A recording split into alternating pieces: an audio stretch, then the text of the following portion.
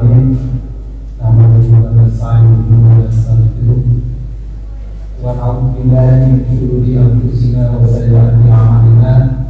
May yahdihillahu fala mudilla lahu wa man yudlil fala hadiya lahu. Asyhadu an la ilaha illallah wahdahu la syarika lahu wa asyhadu anna Muhammadan abduhu wa rasuluhu alladzi la nabiyya ba'dahu. Amma ba'd. Bapak-bapak, ibu, para jemaah iman yang semuanya insyaallah dirahmati Allah Subhanahu wa taala. Pertama-tama kita panjatkan puji syukur alhamdulillah atas rahmat dan hidayah Allah, atas qudrat dan iradah Allah. Pagi menjelang siang ini, walaupun suhu kota Bandung tinggi hujan, tapi tidak menyurutkan langkah kita untuk tetap hadir melangkahkan kaki ke masjid yang kita cintai, ke Masjid Al-Masjidil Haram, dalam rangka melaksanakan kegiatan takbir serempak menyambut kedatangan bulan Ramadan 1442 Hijriah. Mudah-mudahan Allah Subhanahu wa taala menyampaikan kita semua ke bulan Ramadan dapat mengisi bulan Ramadan dalam keadaan sehat walafiat. Bapak Ibu yang dirahmati Allah Subhanahu wa taala, sehubungan dengan insyaallah sebentar lagi akan kedatangan tamu yang istimewa, akan kedatangan tamu yang agung, akan kedatangan tamu yang mulia yang membawa sejumlah keberkahan untuk kita semua.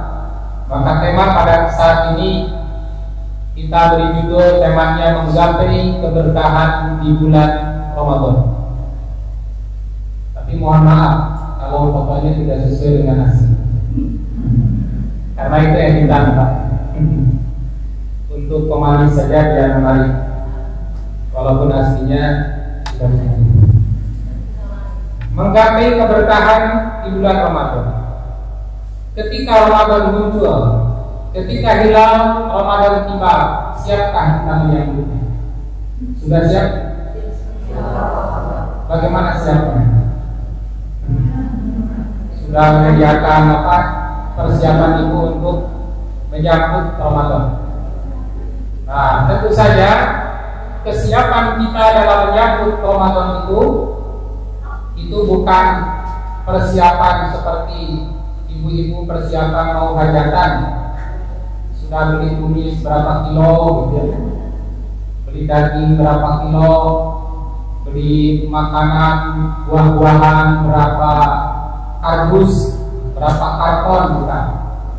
Tapi persiapan untuk menyambut Ramadan itu adalah persiapan hati. Sudah siap hatinya? Persiapkan hati yang bersih, persiapkan hati yang ikhlas, persiapkan hati yang semangat, persiapkan hati yang lapang untuk menggapai keberkahan-keberkahan yang akan dihidangkan oleh Allah di bulan Ramadan. Karena sehebat apapun keberkahan yang dihidangkan oleh Allah di bulan Ramadan, tapi apabila kita masuk bulan Ramadan tidak mempersiapkan hati yang lapang, maka manfaat keberkahan bulan Ramadan itu akan berlalu begitu saja. Tidak akan ada semangat untuk meraih. Maka kunci menyambut Ramadan itu adalah persiapkan hati. Siapkan hati yang bersih, siapkan hati yang lapang, siapkan hati yang ikhlas, siapkan hati yang semangat untuk menyambut kedatangan tamu yang sangat istimewa. Seperti hanya itu, mau kedatangan tamu kan dipersiapkan penampilan yang baik, hidangan yang baik, cara nyambut yang baik, supaya tamu yang datang itu tidak kecewa. Kalau tamu ini datang kemudian diperlakukan oleh kita dengan perlakuan yang tidak baik, maka tamu ini akan kembali dengan kecewa. Dan tamu ini hanya 1 bulan saja singgah di rumah-rumah kita, di masjid-masjid kita. Maka persiapan yang harus kita siapkan di bulan Ramadan itu adalah menghidupkan seluruh syiar-syiar Allah yang telah disyariatkan oleh Allah kepada kita semua terkait dengan bulan istimewa. Di dalam surat Al-Hajj ayat 32 Allah berfirman, "A'udzubillahi minasyaitonir rajim. Dzalika wa may yu'azzim sya'airallah fa innaha min taqwal qulub." Demikianlah perintah Allah. Barang siapa yang mengagungkan syiar-syiar Allah, maka sesungguhnya itu timbul dari ketakwaan hati. Jadi, kalau ibu mensyiarkan, melaksanakan syariat di bulan Ramadan, baik siangnya maupun malamnya, baik paginya maupun sorenya, baik tengah harinya maupun tengah malamnya, maka kata Allah, itu semua lahir min taqwal qulub, dari ketakwaan hati. Maka buktikanlah ketakwaan itu dengan melaksanakan berbagai syiar, berbagai syariat yang telah disyariatkan oleh Allah di bulan ini. Nah, akan tetapi kaum muslimin di dalam menghadapi Ramadan itu bermacam-macam sikapnya. Ada orang yang merasa berat dengan hadirnya bulan Ramadan. Kayak ibu aku mau aja sama baso, mau aja sama botam. Makanya dari sekarang udah mulai botam kemana-mana ya Pak, jalan-jalan, represi. Sekarang juga banyak yang tidak bisa hadir karena bentrok dengan acara rela, dengan acara represi. Besok juga banyak yang mengusulkan pindah ke Sabtu karena banyak acara rela. Nah, ini kebanyakan orang masuk Ramadan, kedatangan Ramadan itu seperti masuk penjara. Dan dia berat, mau melaksanakan sahur, harus tarawih setiap malam. Banyak orang yang berat ketika kedatangan bulan Ramadan. Tapi yang kedua, ada yang menganggap biasa saja itu harus ini. Jadi datang dan perginya dianggap biasa saja, dingin-dingin aja. Tidak ada acara-acara seperti ini, biasa saja berlalu. Sahur dari tahun ke tahun, tetap aja begitu sahur. Tarawih dari tahun ke tahun, ya begitulah tarawih. Jadi dingin-dingin saja, ada yang begitu.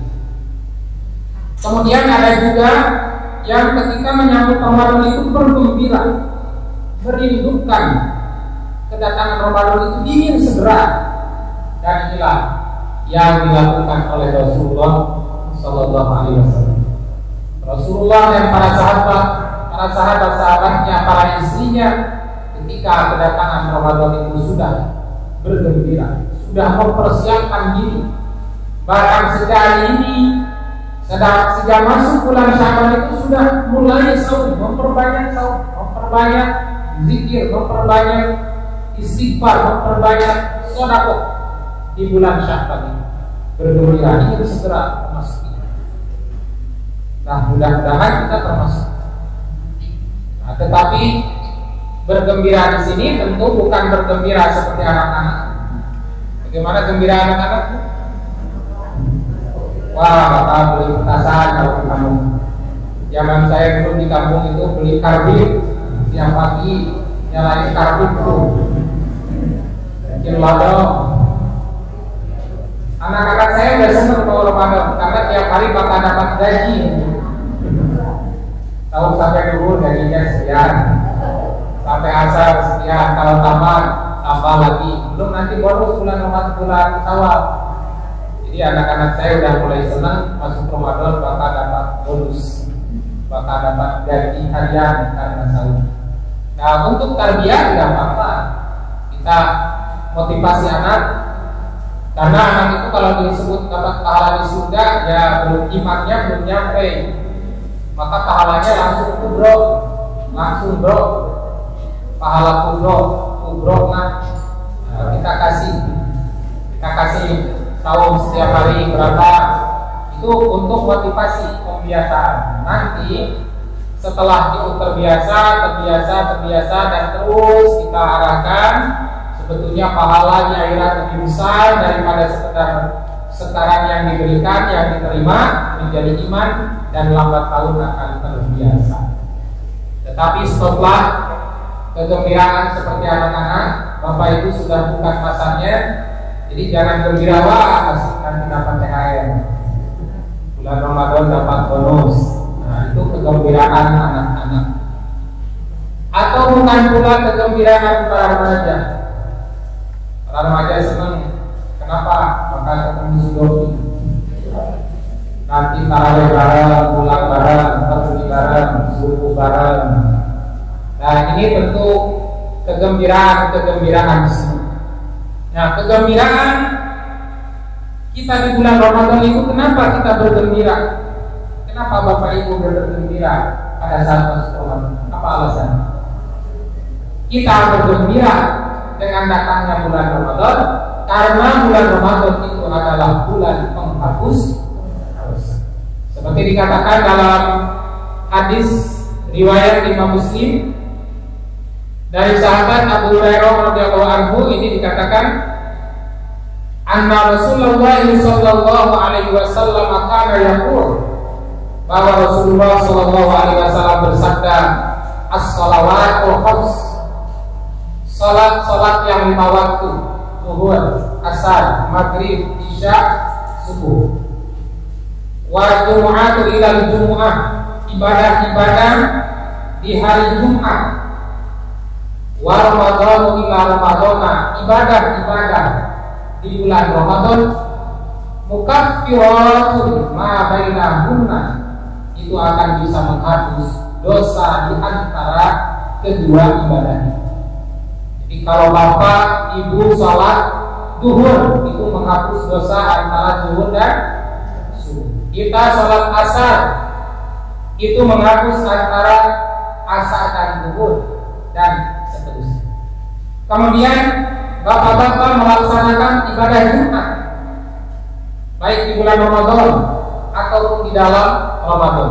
Kata Nabi itu bisa menghapus dosa di antara kedua Jumat. Kemudian yang ketiga, wa Ramadan lima Ramadan, kita masuk bulan Ramadan melaksanakan sejumlah rangkaian ibadah-ibadah Ramadan, mukaffiratun ma bainahunna, itu juga akan bisa menghapus dosa di antara kedua Ramadan. Nah, tetapi tentu saja hadis ini masih menyisakan pertanyaan. Ibadah sholat seperti apa yang bisa menghapus dosa itu? Sama dengan ibadah Jumat yang bagaimana Pak yang bisa menghapus dosa itu? Ibadah di bulan Ramadan seperti apa yang bisa menghapus dosa itu? Terkait dengan ibadah sholat, secara khusus Nabi menggambarkan kepada para sahabatnya, kata Nabi, "Ara'aitum law anna naharan bi babi ahadikum yaqtasilu fihi kulla yawmin khamsan ma taqulu dzalika yu'ti min darni." Kata Nabi, wahai para sahabat, bagaimana pendapatmu kalau di depan pintu rumahmu ada sungai? Kalau sekarang di depan rumah ibu ada bak mandi, di rumah di kamar kita ada bak mandi. Kemudian kita mandi tiap hari 5 kali. Ibu-ibu berapa kali mandi sehari? 2 kali. Sampai 5. Kemudian tiap hari mandi 5 kali. Maka aku menjadikan ibu daroni. Menurut pendapatmu, apakah masih akan ada kotoran yang tersisa? Kalau sahabat berkata, la yuqi min daroni syai'an ya Rasulullah, tentu saja akan ada kotoran sedikit pun yang tersisa kalau setiap hari kita mandi 5 kali. Lalu kata Nabi, fadzalika mislu shalawatul khams yang Allahu bihil khotoya, begitulah seperti salat yang 5 waktu menghapus kesalahan-kesalahan. Tapi pertanyaannya, salat yang bagaimana yang bisa menghapus dosa? Nabi di sini menetapkan 3 kriteria ibadah sholat yang dapat menghapus dosa. Kata Nabi, pertama, bila sholat itu dilakukan dengan niat yang ikhlas. Tanpa keikhlasan, tak ada ibadah apapun yang diterima olehnya. Di dalam hadis dikatakan innallaha la yaqbalu minal amal illa ma kana khalisan wabtaghi bihi wajah. Sesungguhnya Allah tidak akan menerima amal apapun kecuali di dalam amal itu ada keikhlasan, semata-mata ibtigha'u wajhillah, semata-mata mengharap wajah Allah, bukan mengharap wajah manusia, bukan ingin dipandang seseorang, bukan ingin dipandang makhluk, bukan ingin dipandang apa, tetapi betul-betul ibtigha'u wajhillah. Itu syaratnya.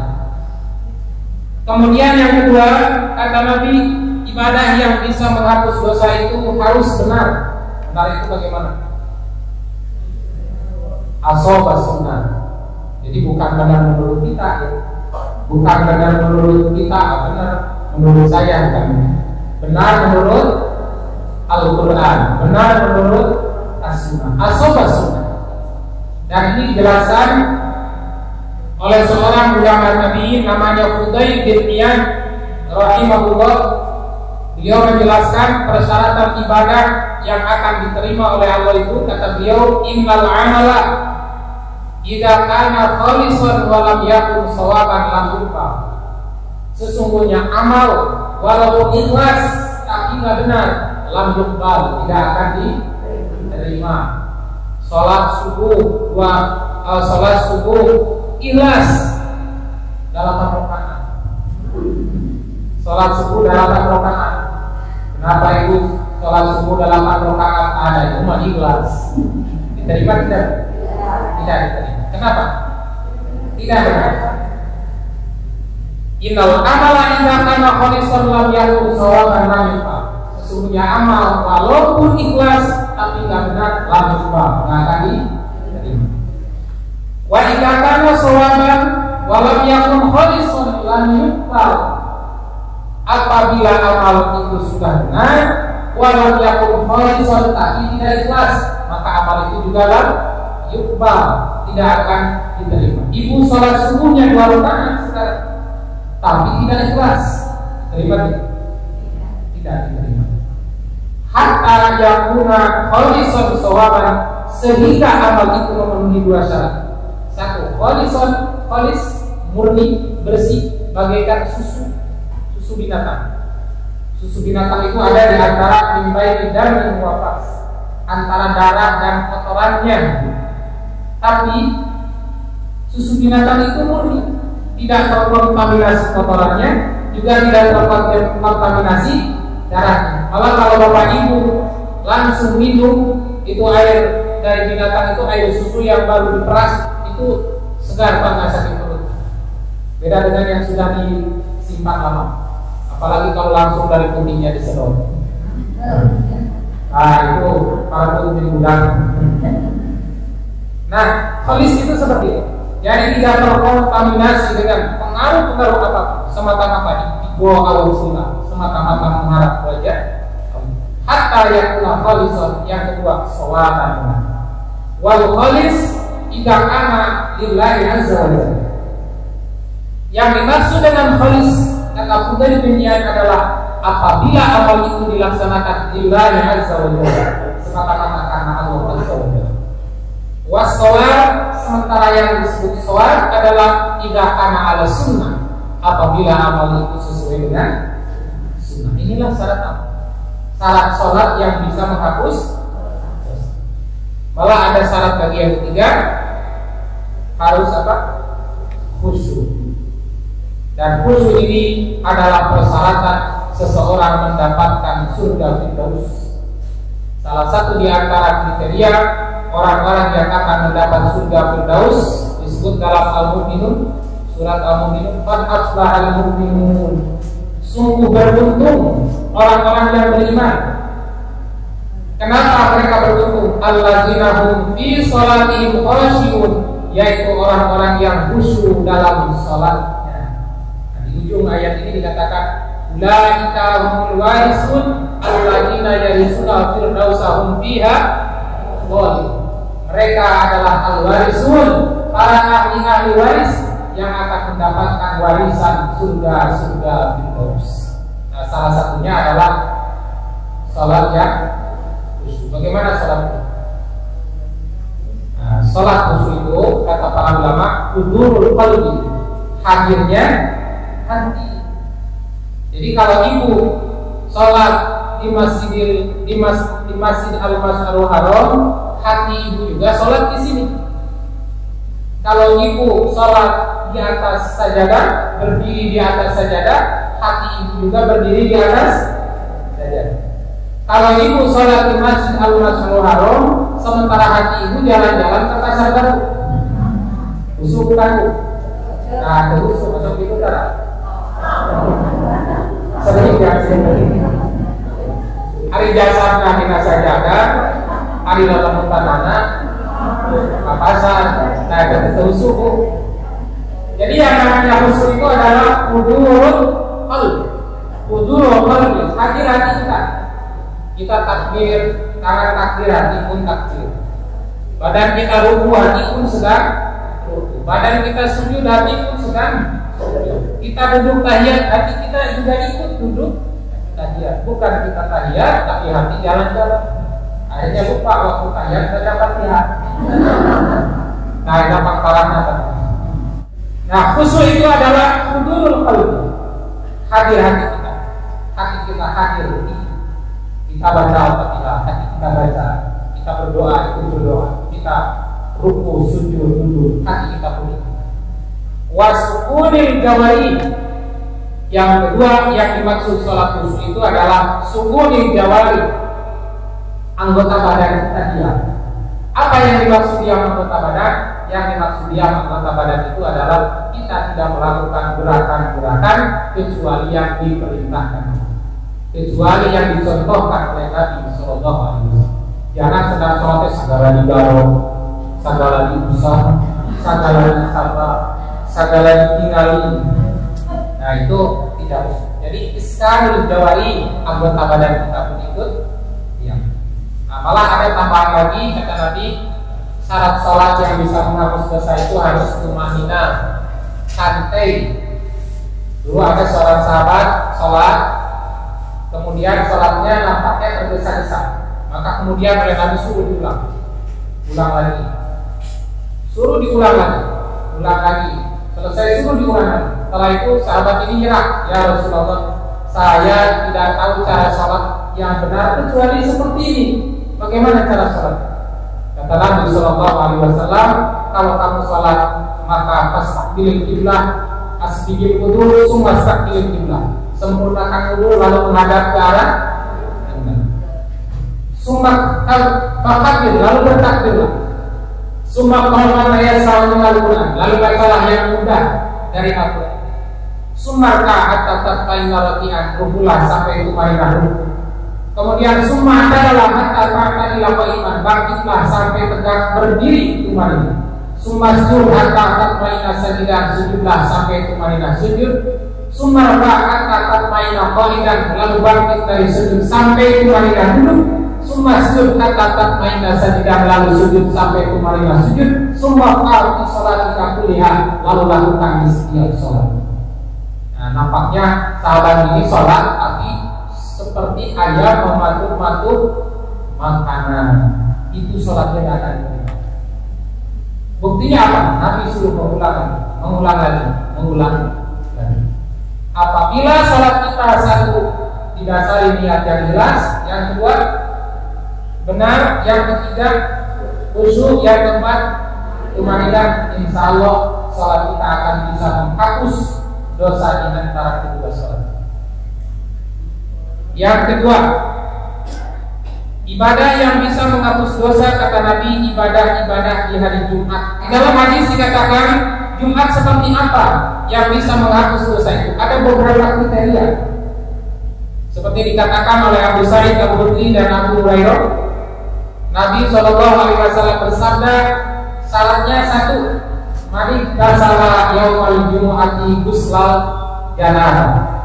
Siapa yang mandi Jumat seperti mandi junub, dalam arti membasahi seluruh anggota badannya.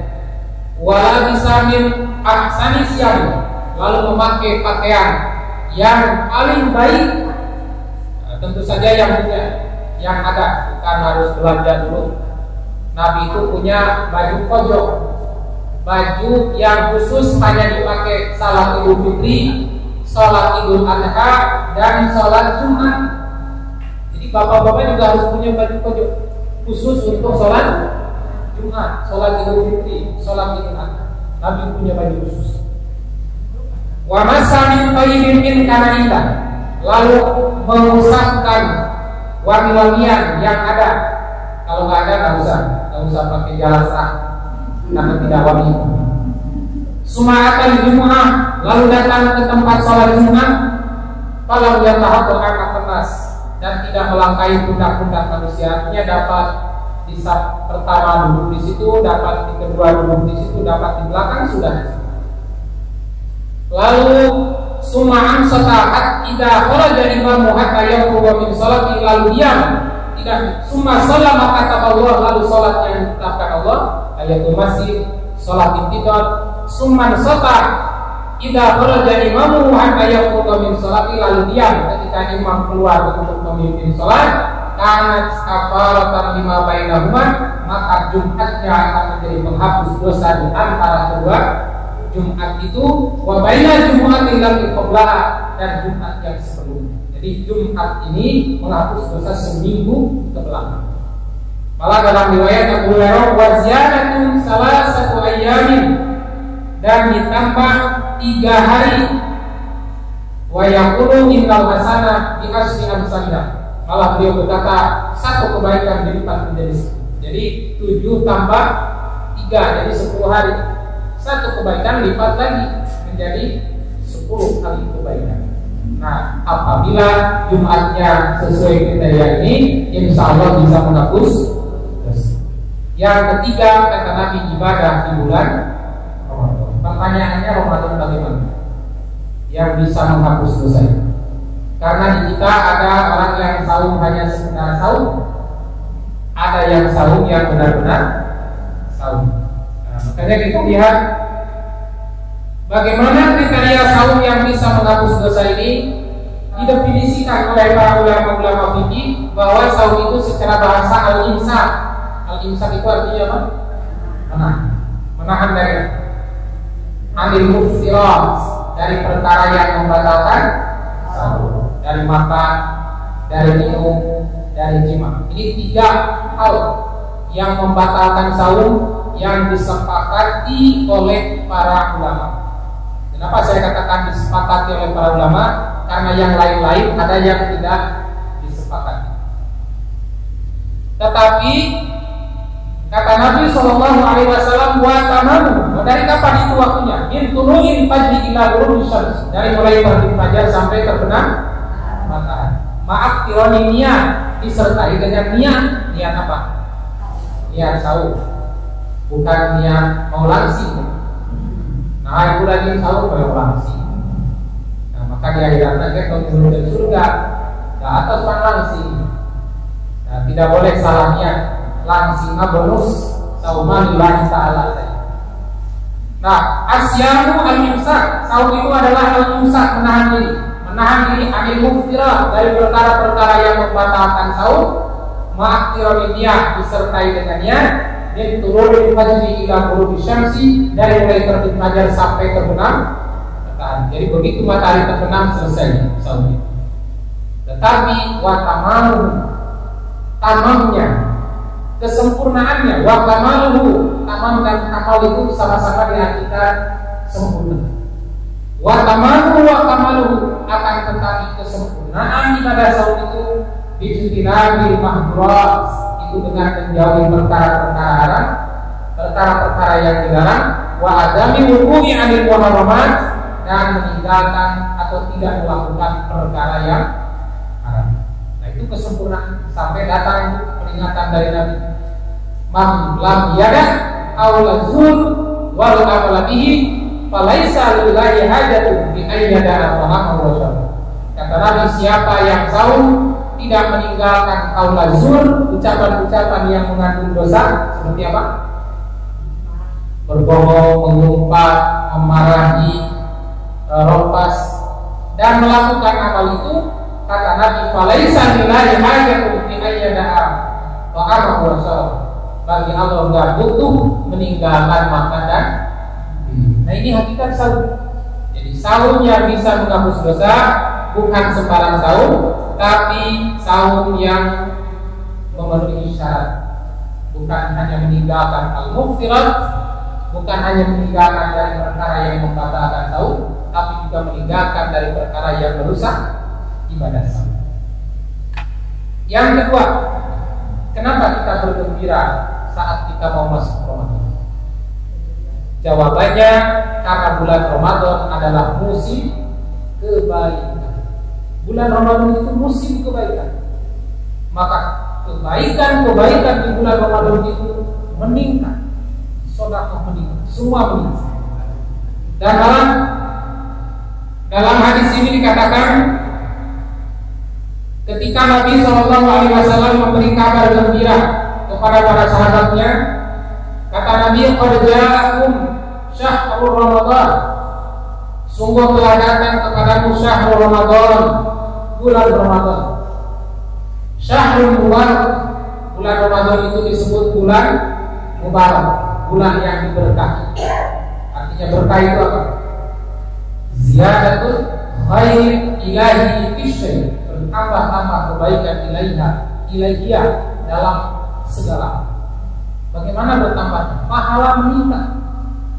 Ibadah sholat meningkat pahalanya, ibadah sedekah meningkat pahalanya, kemudian sholat sunat meningkat pahalanya, berbuat baik kepada orang tua, kepada sesama, kepada sahabat meningkat pahalanya. Kenapa meningkat? Karena peningkatan itu diikuti dengan peningkatan sahur. Sekarang ibu baca Quran, Ramadan baca Quran sama tidak? Tidak samanya bagaimana? Kalau sekarang ibu baca Quran hanya sekedar baca Quran, tapi bulan Ramadan ibu baca Quran sambil sahur, jadi double pahala. Sekarang ibu sholat sunat, sama sholat sunat, tapi nanti di bulan Ramadan ibu sholat sunat, itu sholat sunat orang yang sedang sahur. Ibu bersedekah di bulan Ramadan bukan sembarang sedekah, tapi itu adalah sedekah orang yang sedang sahur. Ibu berbuat baik kepada sesama, kepada tetangga, kepada orang tua di bulan Ramadan itu bukan sembarang kebaikan, tapi orang yang berbuat baik dalam keadaan sedang sahur. Makanya ada yang mengatakan bahwa tidurnya juga ibadah. Maksudnya tidur dari ibadah. Nah ibadahnya tidur, nah atau sahur, sahur atau kami tidur ke sahur.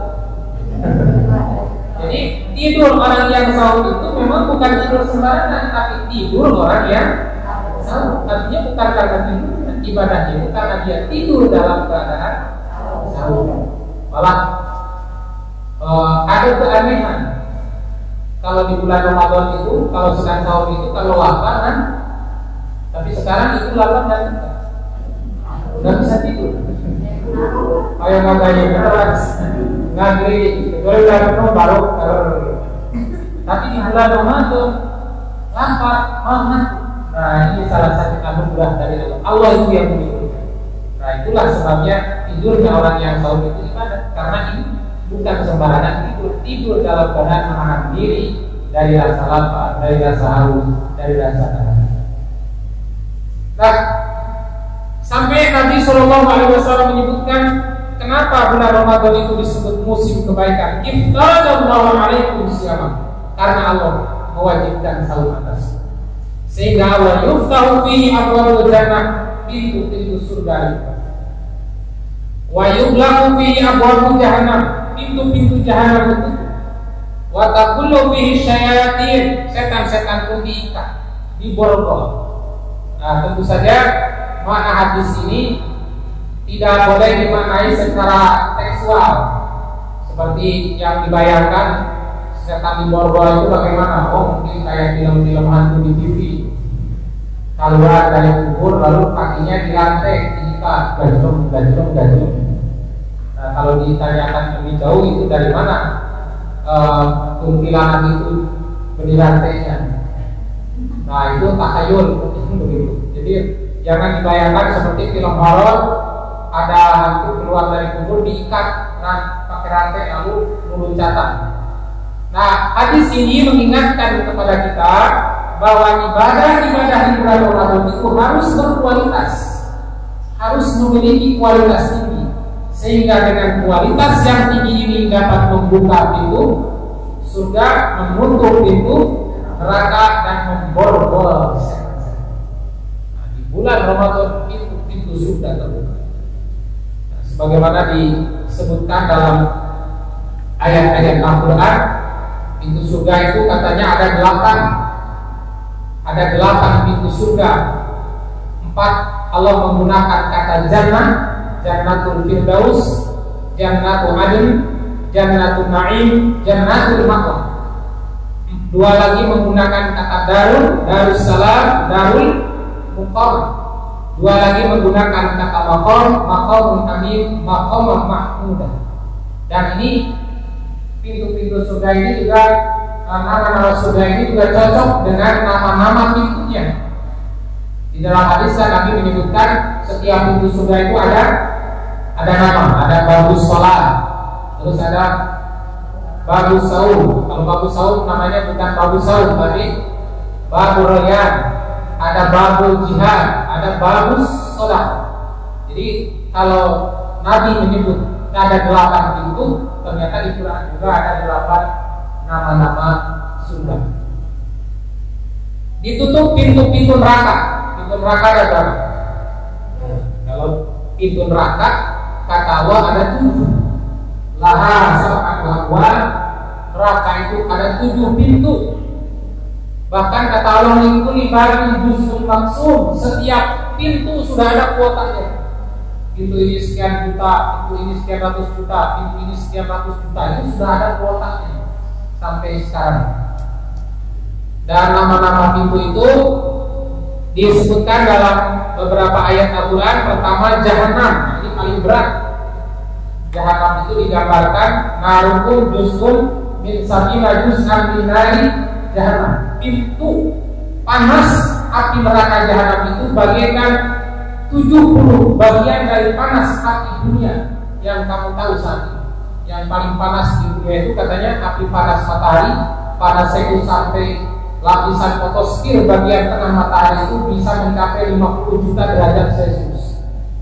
Kalau dikali 70 seberapa? Nah, sementara besi itu kalau dipanaskan dengan panas 3000 derajat Celcius cair seperti air. Membuat cetakan besi tinggal disukan aja seperti ibu-ibu pakai kue, bikin kue. Nah, seperti itulah kalau besi itu dipanaskan dengan panas yang sangat dahsyat. Makanya pantas kalau kemudian Allah menyebutkan siksaan neraka itu ada yang mandi dengan air besi. Mandi dengan air besi panas. Itu nampaknya besi dipanaskan lalu dimandikan ke badan. Itulah dasarnya Jahannam. Kemudian ada neraka lodo, neraka hutomah, neraka sa'ir, neraka saqar, neraka jahim, neraka hawiyan. Jadi ada 7 pintu neraka. Nah, tapi kalau kita melihat perilaku manusia hari ini, kira-kira ramainya di pintu 7 atau pintu 8, Bu? Mudah-mudahan di pintu 8, tidak ramai di pintu 7. Kemudian yang ketiga, kenapa kita bahagia saat memasuki bulan Ramadan? Kita berbahagia saat memasuki bulan Ramadan karena di bulan Ramadan itu ada satu malam yang disebut oleh Quran dengan malam Lailatul Qadar. Apa keutamaan malam Lailatul Qadar itu? Kata Allah Subhanahu wa taala dalam surat Al-Qadar ayat 3, Lailatul Qadri khairun min alfi syahr. Malam Lailatul Qadar itu lebih baik daripada 1000. Kapan itu? 10 malam terakhir. Tanggal berapa? Wallahu a'lam. Nabi merahasiakan tanggal berapa malam Lailatul Qadar itu terjadi. Hanya Nabi menyebutkan bahwa Lailatul Qadar itu terjadi 2 kali. Satu, pada saat turunnya Al-Quran secara keseluruhan dari Lauhul Mahfuz ke langit dunia. Yang kedua akan terjadi fi kulli Ramadan, akan terjadi di setiap bulan Ramadan. Tapi mengenai waktunya dirahasiakan. Hanya saja kata Nabi, "Tamisu, carilah fil ashril awakhir, di 10 malam terakhir. Wabil khusus di malam-malam ganjil, jangan sampai terlewatkan untuk menghidupkan malam Lailatul Qadar." Nah, makanya di 10 malam terakhir umat Islam harus lebih meningkatkan kualitas ibadahnya, kualitas tarawihnya, kualitas baca Qur'annya, karena di situ Allah akan menurunkan malam Lailatul Qadar. Inilah alasan kita bahagia, bergembira kedatangan bulan Ramadan. Kemudian yang berikutnya, kenapa kita bahagia masuk Ramadan? Karena bulan Ramadan itu adalah bulan ukhuwah. Bulan Ramadan itu bulan persaudaraan. Bulan Ramadan itu adalah bulan kebersamaan. Kita bisa santap sahur bersama anak, bersama suami, bersama istri, bersama orang tua, bareng-bareng tadi. Padahal sebelumnya tidak bisa. Mungkin anak makan di mana, ibu makan di mana, bapak makan di mana karena sibuk. Tapi di bulan Ramadan makan sahur bersama, buka bersama. Malah nanti insya Allah mudah-mudahan kita juga buka bersama PC, ya. Bukan hanya buka bersama keluarga, tapi buka bersama PC. Semua makan bareng. Dan mudah-mudahan corona hilang di bulan Ramadan. Kemudian tarawih berjamaah. Syariat berjamaah salat malam tiap malam di masjid itu hanya disyariatkan di bulan Ramadan. Tetapi di luar Ramadan tidak. Nabi itu malah lebih memilih sendiri. Ketika Nabi sholat tahajud di Masjid Nabawi, banyak sahabat yang ikut sampai hampir penuh. Besoknya malamnya sahabat sudah nunggu sampai penuh. Nabi tidak keluar, baru keluar pas subuh. Begitu subuh Nabi menyampaikan, "Saya tahu apa yang kalian lakukan. Tidak ada yang menghalangiku kecuali aku khawatir sholat tahajud berjamaah itu diwajibkan atas kamu. Dan kalau itu diwajibkan atasmu, maka kamu tidak akan mampu." Nah, makanya syariat tarawih berjamaah di masjid melibatkan bapak-bapak, ibu-ibu, anak-anak semua itu hanya terjadi di bulan Ramadan. Ini syiarnya. Nah, maka bulan Ramadan disebut bulan ukhuwah, bulan kebersamaan. Kemudian tadarus bersama, tilawah bersama, kutum subuh bersama, dan lain sebagainya itu dilakukan di bulan Ramadan. Itulah alasan kita bahagia kedatangan bulan Ramadan. Bagaimana langkah-langkah sukses agar kita sukses menghadapi ibadah di bulan Ramadan? Ada 5 langkah sukses untuk menggapai keberkahan Ramadan. Yang pertama, menghayati hikmah saum. Jadi apa hikmah di balik saum ini? Kata Nabi SAW, saum itu adalah perisai. Saum itu adalah tameng. Tameng dari apa? Tameng dari maksiat, tameng dari kemaksiatan, tameng dari dosa-dosa. Orang yang melaksanakan ibadah saum akan terjaga matanya. Orang yang melaksanakan ibadah saum akan terjaga lisannya. Orang yang beribadah saum akan terjaga telinganya. Orang yang beribadah saum akan terjaga hatinya. Karena ibadah saum itu adalah perisai, tameng dari kemaksiatan-kemaksiatan. Nah, itulah yang harus dihayati oleh kita. Kemudian yang kedua, hikmah dari ibadah saum adalah orang yang melaksanakan saum akan mendapatkan kebahagiaan, dan dia akan mendapatkan 2 kali kebahagiaan. Satu, kebahagiaan indah fitrihi, pada saat dia buka.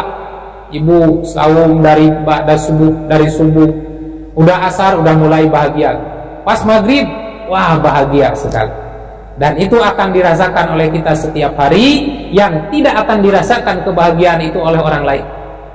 Sama-sama makan dengan ayam goreng, Orang yang nggak saum makan dengan ayam goreng, ibu yang saum makan dengan ayam goreng, sama nggak bahagianya? Beda. Nah, kebahagiaan ini nggak bisa dijelaskan, hanya bisa dirasakan. Itulah kebahagiaan yang akan kita rasakan nanti di bulan Ramadan.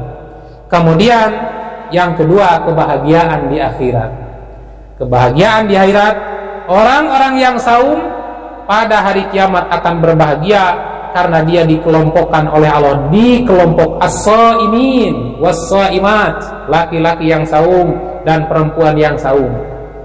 Bahkan disebutkan dalam hadis, dikatakan dijanjikan bagi orang yang saum itu akan masuk pintu khusus, pintu surga yang disebut babur rayyan, pintu ar-rayyan.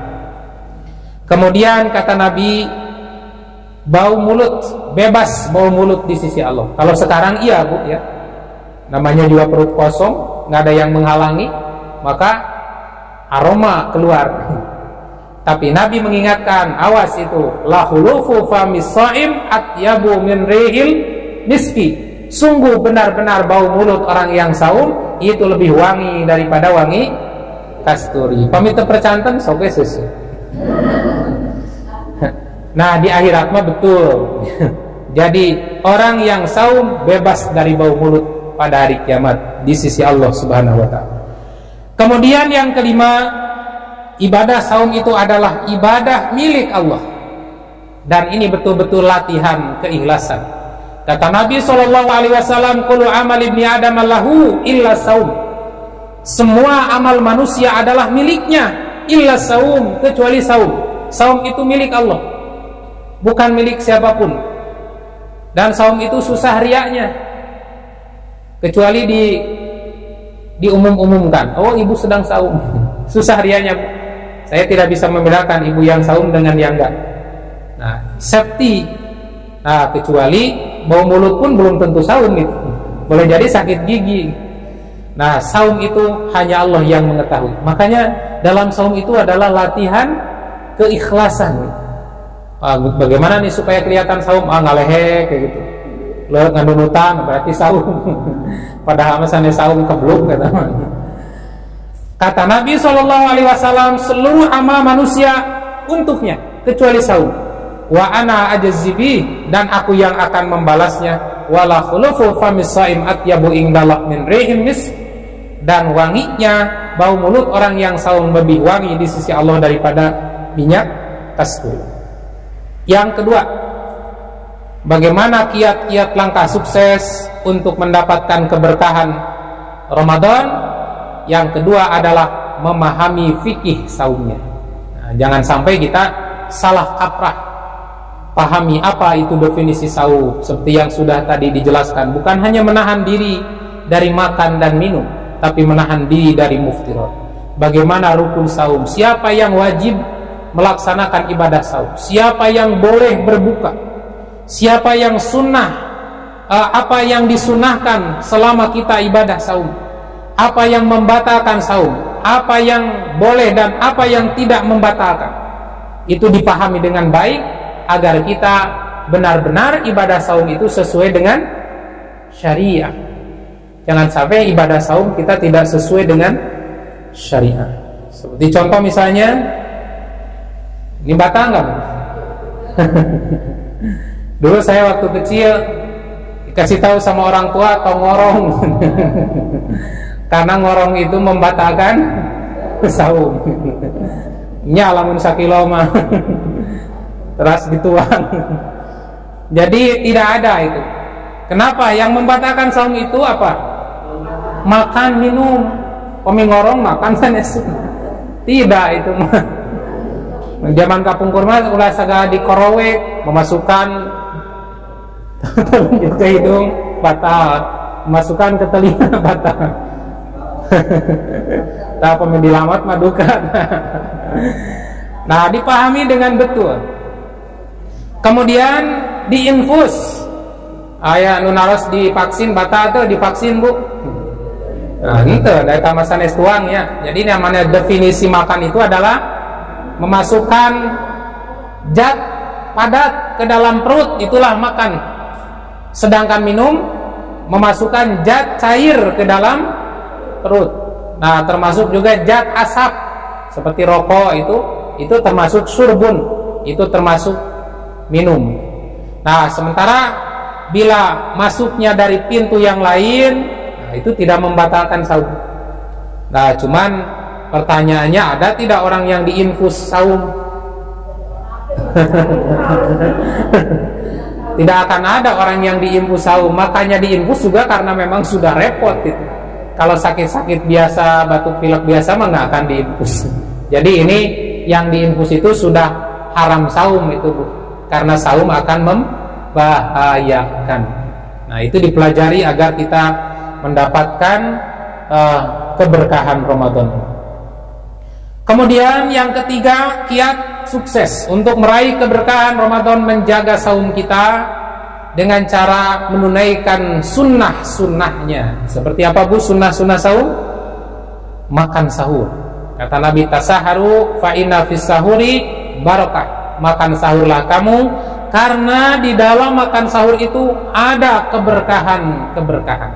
Laksanakan sunnah-sunnahnya, bukan hanya melaksanakan yang wajibnya, tapi juga dilaksanakan sunnahnya. Kemudian menjaga diri dari hal-hal yang merusak pahala-pahala ibadah saum. Seperti tadi dikatakan, berbicara yang kotor, berbicara yang mengandung dosa, melakukan perbuatan yang sia-sia, dan hikmah-hikmahnya. Nah, sunnah-sunnahnya seperti sahur dan mengakhirkannya. Jadi sahur itu disunahkan diakhirkan, tidak jam 2 begitu. Saya zaman dulu waktu di pesantren suka sahur itu jam 2, jam 12 karena gak mau bangun. Ini bangun-bangun nanti subuh.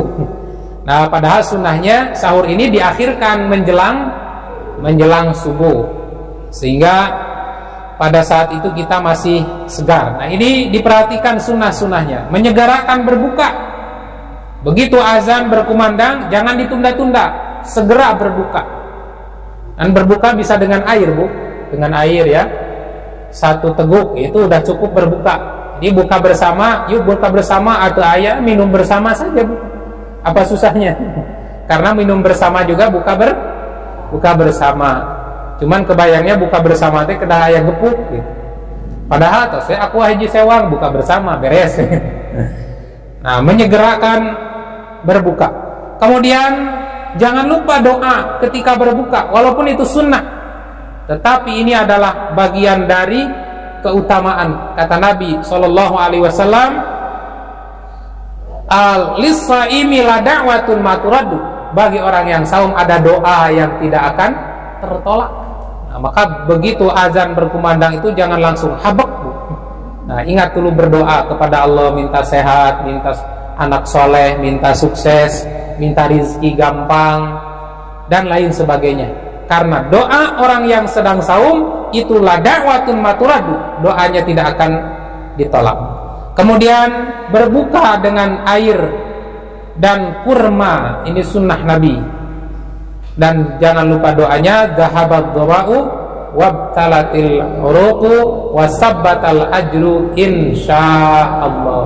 Dahaga telah hilang yang seperti sudah hilang, dahaga akan hilang yang seperti sudah hilang, tenggorokan akan terbasahi yang seperti sudah terbasahi, pahala akan ditetapkan yang seperti sudah ditetapkan insyaallah jika Allah menghendaki. Nah, itu doa itu maknanya seperti itu, Bu. Karena ada yang bertanya, kok kalimatnya dengan fi'il madi, sementara fi'il madi itu kata kerja masa lampau, sudah hilang, kan minumnya juga belum. Sudah terbasahi, kan minumnya juga belum. Sudah ditetapkan pahala, wallahu a'lam bishawab. Nah, kalau dalam ilmu balaghah ini menunjukkan saking pastinya. Jadi zahabad dhama'u, dahaga telah hilang, dahaga akan hilang yang seperti sudah hilang dalam wajhus sibhi, benar-benar akan hilang. Kemudian tenggorokan akan terbasahi yang seperti sudah terbasahi dalam wajhus sibhi, benar-benar akan terbasahi. dan pahala akan ditetapkan yang seperti sudah ditetapkan, saking benar-benar akan ditetapkan. Jadi kalau kata-kata doa menggunakan kata kerja masa lampau padahal tujuannya untuk kata kerja masa yang akan datang, fi'il mudhari, itu untuk menunjukkan kepastian, Bu. Dalam ilmu bahasa Arab begitu. Kalau ada sesuatu yang baru akan terjadi lalu diungkap dengan kata fi'il madi, itu menunjukkan kepastian. Man ata'ani, kata Nabi, siapa yang taat kepadaku, kesananya yadhulu atau dakhala? Dakhalal jannah. Man ata'ani dakhalal jannah, siapa yang taat kepadaku telah masuk surga. Sudah belum masuk surganya? Belum, kan belum mati. Tapi kenapa Nabi menggunakan kata dakhala? Itu untuk menunjukkan kepastian. Jadi dakhala akan masuk yang seperti sudah masuk. Itu makna fi'il madi yang digunakan untuk kata kerja yang akan datang, masa yang akan datang. Kemudian kenali juga hal-hal yang mengganggu saum kita, seperti marah, emosi, berdusta, berkata keji, mendengar, melihat, dan mengatakan hal-hal yang buruk. Inilah yang akan merusak ibadah saum. Kata para ulama berdasar hadis Nabi, saum itu adalah al-imsaku anil muftirat, menahan diri dari perkara yang membatalkan disertai niat, dari mulai terbit fajar sampai terbenam matahari, tapi kesempurnaannya dengan menjauhi perkara haram dan tidak melakukannya. Jadi ada yang membatalkan saum, ada yang merusak saum. Kemudian yang keempat, menghiasi Ramadan. Nah, bagaimana cara menghias Ramadan, Bu? Apakah dengan masang bunga-bunga di kamar-kamar ibu, memasang lampu kerlap-kerlip gitu, wah Ramadan tiba tiap dinten dengan lagu. Nah, apakah seperti itu yang disebut menghias Ramadan? Tentu makna menghias Ramadan bukan seperti itu. Tapi makna menghias Ramadan itu adalah jangan hanya melaksanakan ibadah saum di bulan Ramadan, karena ibadah Ramadan bukan hanya saum. Hiasi dengan ibadah lain. Satu, salat tarawih. Ini hiasan Ramadan, Bu. Walaupun kalau ibu tidak salat tarawih nggak berdosa, tapi ini adalah hiasan Ramadan. Tidak cantik bapak ibu beribadah Ramadan kalau tidak melaksanakan sholat tarawih. Maka laksanakan sholat tarawih, lebih utama berjamaah. Begitulah sunnah Nabi Sallallahu Alaihi Wasallam. Yang kedua, hiasi Ramadan dengan tilawah Al-Quran, dengan tadarus Al-Quran. Dikatakan oleh Ibnu Abbas, wa kana yalqahu fi kulli lailatin min Ramadan fayudarisul Quran.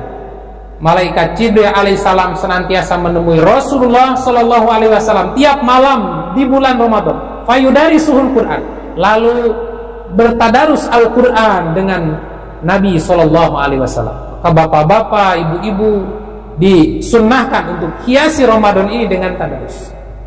Nah, makanya di rapat kerja saya menyarankan di waktu subuh perbanyak tadarus Al-Quran, membaca Al-Quran bareng-bareng. Itu hiasan Ramadan.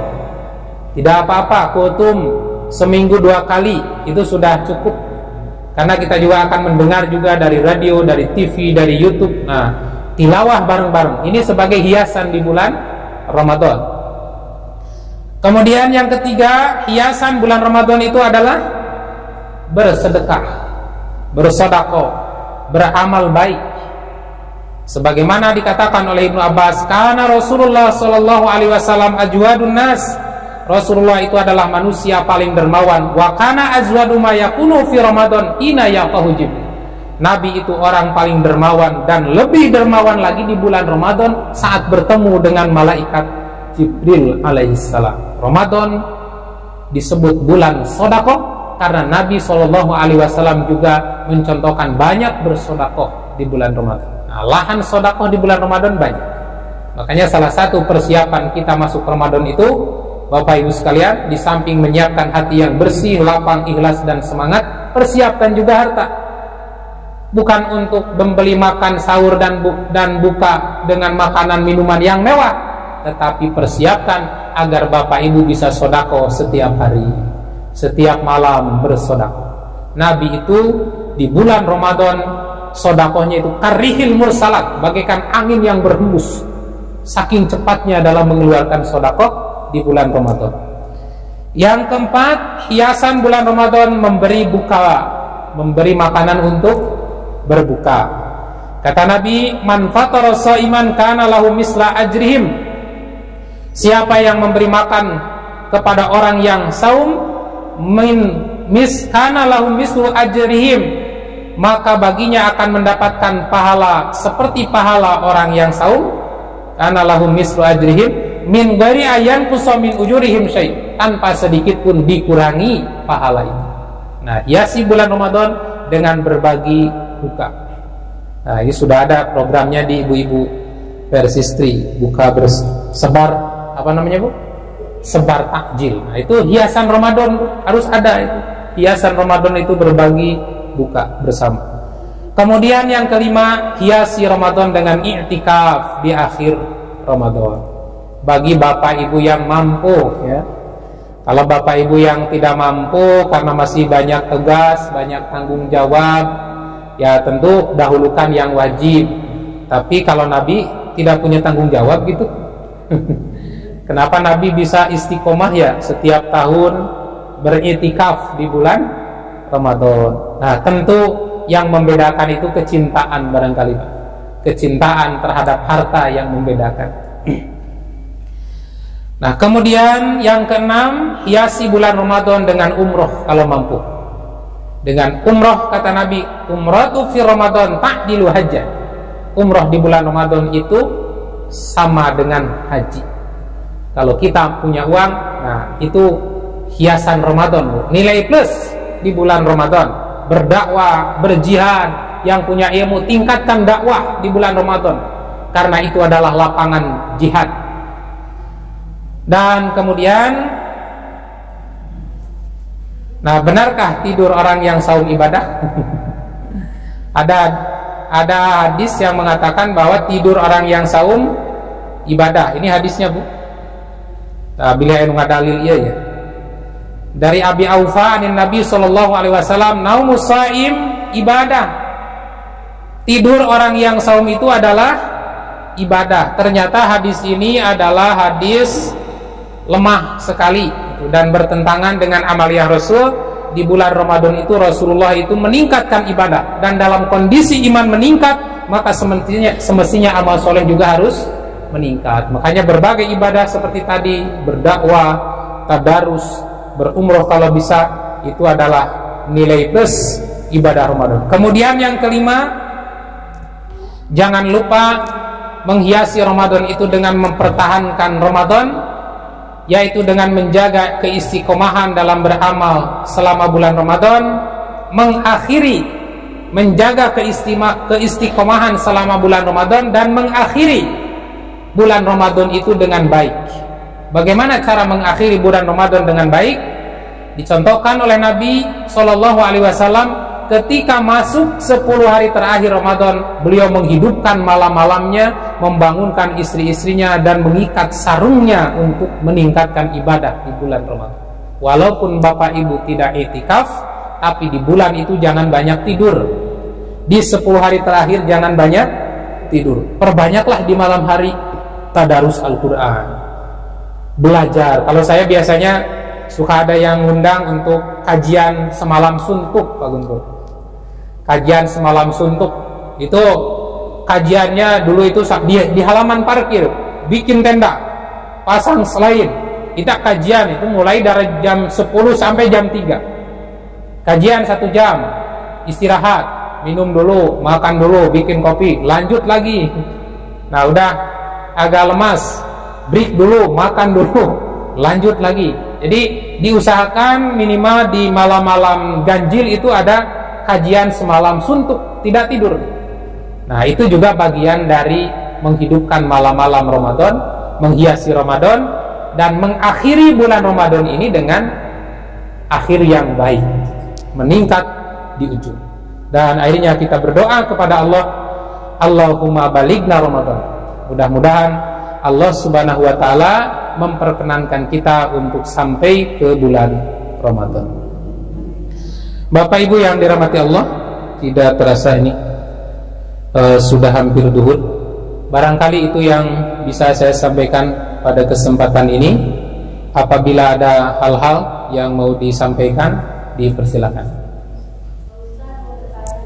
Kata para ulama berdasar hadis Nabi, saum itu adalah al-imsaku anil muftirat, menahan diri dari perkara yang membatalkan disertai niat dari mulai terbit fajar sampai terbenam matahari, tapi kesempurnaannya dengan menjauhi perkara haram dan tidak melakukannya. Jadi ada yang membatalkan saum, ada yang merusak saum. Kemudian yang keempat, menghiasi Ramadan. Nah, bagaimana cara menghias Ramadan, Bu? Apakah dengan masang bunga-bunga di kamar-kamar ibu, memasang lampu perlap-perlip gitu, wah Ramadan tiba tiap dinten dengan lagu. Nah, apakah seperti itu yang disebut menghias Ramadan? Tentu makna menghias Ramadan bukan seperti itu. Tapi makna menghias Ramadan itu adalah jangan hanya melaksanakan ibadah saum di bulan Ramadan, karena ibadah Ramadan bukan hanya saum. Hiasi dengan ibadah lain. Satu, salat tarawih. Ini hiasan Ramadan, Bu. Walaupun kalau ibu tidak salat tarawih nggak berdosa, tapi ini adalah hiasan Ramadan. Tidak cantik bapak ibu beribadah Ramadan kalau tidak melaksanakan salat tarawih. Maka laksanakan salat tarawih, lebih utama berjamaah. Begitulah sunnah Nabi Sallallahu Alaihi Wasallam. Yang kedua, hiasi Ramadan dengan tilawah Al-Quran, dengan tadarus Al-Quran. Dikatakan oleh Ibnu Abbas, wa kana yalqahu fi kulli lailatin min Ramadan fayudarisul Quran. Malaikat Jibril alaihissalam senantiasa menemui Rasulullah sallallahu alaihi wasallam tiap malam di bulan Ramadan. Fayudarisuhul Quran, lalu bertadarus Al-Quran dengan Nabi sallallahu alaihi wasallam. Maka bapak-bapak, ibu-ibu disunnahkan untuk hiasi Ramadan ini dengan tadarus. Nah, makanya di rapat kerja saya menyarankan di waktu subuh perbanyak tadarus Al-Quran, membaca Al-Quran bareng-bareng. Itu hiasan Ramadan. Tidak apa-apa, kutum seminggu 2 kali itu sudah cukup. Karena kita juga akan mendengar juga dari radio, dari TV, dari YouTube. Nah, tilawah bareng-bareng. Ini sebagai hiasan di bulan Ramadan. Kemudian yang ketiga, hiasan bulan Ramadan itu adalah bersedekah, bersedekah, beramal baik. Sebagaimana dikatakan oleh Ibnu Abbas, kana Rasulullah sallallahu alaihi wasallam ajwadun nas. Rasulullah itu adalah manusia paling dermawan. Wa kana azwadu ma yakunu fi Ramadan ina yaqahu Jibril. Nabi itu orang paling dermawan, dan lebih dermawan lagi di bulan Ramadan saat bertemu dengan malaikat Jibril alaihissalam. Ramadan disebut bulan sedekah karena Nabi SAW juga mencontohkan banyak bersedekah di bulan Ramadan. Nah, lahan sedekah di bulan Ramadan banyak. Makanya salah satu persiapan kita masuk Ramadan itu, Bapak Ibu sekalian, di samping menyiapkan hati yang bersih, lapang, ikhlas dan semangat, persiapkan juga harta. Bukan untuk membeli makan sahur dan buka dengan makanan minuman yang mewah, tetapi persiapkan agar Bapak Ibu bisa sedekah setiap hari, setiap malam bersedekah. Nabi itu di bulan Ramadan sedekahnya itu karihil mursalat, bagaikan angin yang berhembus. Saking cepatnya dalam mengeluarkan sedekah di bulan Ramadan. Yang keempat, hiasan bulan Ramadan memberi buka, memberi makanan untuk berbuka. Kata Nabi, man fatara shaiman kana lahu misla ajrihim. Siapa yang memberi makan kepada orang yang saum, kana lahu mislu ajrihim, maka baginya akan mendapatkan pahala seperti pahala orang yang saum. Kana lahu mislu ajrihim min ghairi ayan kusamin ujurihim syai', tanpa sedikit pun dikurangi pahala itu. Nah, hiasi bulan Ramadan dengan berbagi buka. Nah, ini sudah ada programnya di ibu-ibu Persistri, buka bersebar, apa namanya Bu? Sebar takjil. Nah, itu hiasan Ramadan, Bu. Harus ada itu. Hiasan Ramadan itu berbagi buka bersama. Kemudian yang kelima, hiasi Ramadan dengan i'tikaf di akhir Ramadan. Bagi bapak ibu yang mampu, ya. Kalau bapak ibu yang tidak mampu karena masih banyak tugas, banyak tanggung jawab, ya tentu dahulukan yang wajib. Tapi kalau Nabi tidak punya tanggung jawab gitu.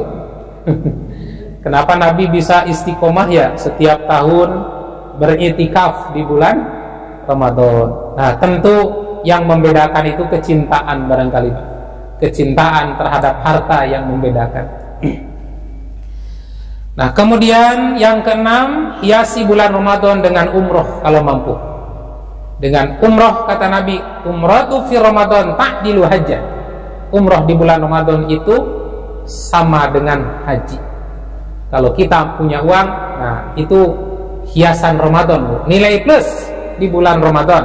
Berdakwah, berjihad, yang punya ilmu tingkatkan dakwah di bulan Ramadan, karena itu adalah lapangan jihad. Dan kemudian, nah benarkah tidur orang yang saum ibadah? Ada hadis yang mengatakan bahwa tidur orang yang saum ibadah. Ini hadisnya, Bu. Bila anu ngadalil ieu ya. Dari Abi Aufa anin Nabi sallallahu alaihi wasallam, naumus shaim ibadah. Tidur orang yang saum itu adalah ibadah. Ternyata hadis ini adalah hadis lemah sekali dan bertentangan dengan amaliyah Rasul.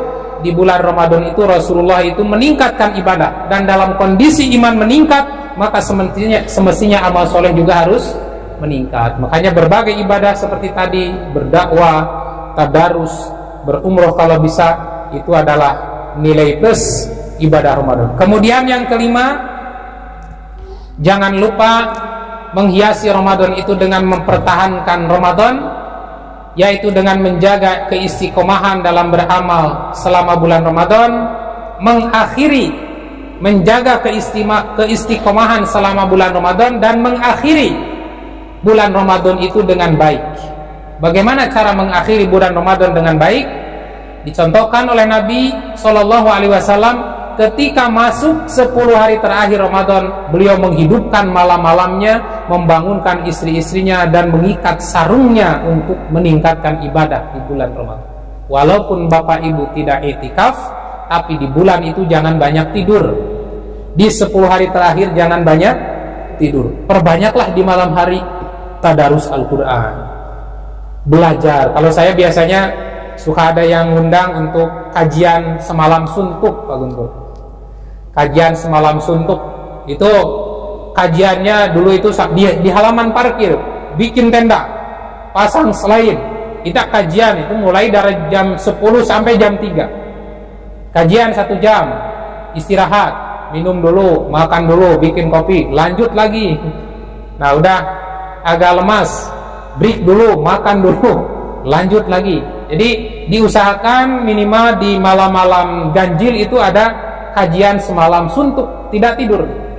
Nah itu juga bagian dari menghidupkan malam-malam Ramadan, menghiasi Ramadan, dan mengakhiri bulan Ramadan ini dengan akhir yang baik, meningkat di ujung. Dan akhirnya kita berdoa kepada Allah, Allahumma balighna Ramadan. Mudah-mudahan Allah Subhanahu wa taala memperkenankan kita untuk sampai ke bulan Ramadan. Bapak Ibu yang dirahmati Allah, saya kira cukup sudah azan ya. Mudah-mudahan apa yang kita bahas, kita kaji pada kesempatan ini menjadi ilmu yang bermanfaat untuk kita semua. Ibu-ibu semua dalam keadaan sehat walafiat sehingga bisa melaksanakan ibadah saum dengan sempurna. Aqulu qouli hadza wa astaghfirullah li wa lakum. Wassalamualaikum warahmatullahi wabarakatuh.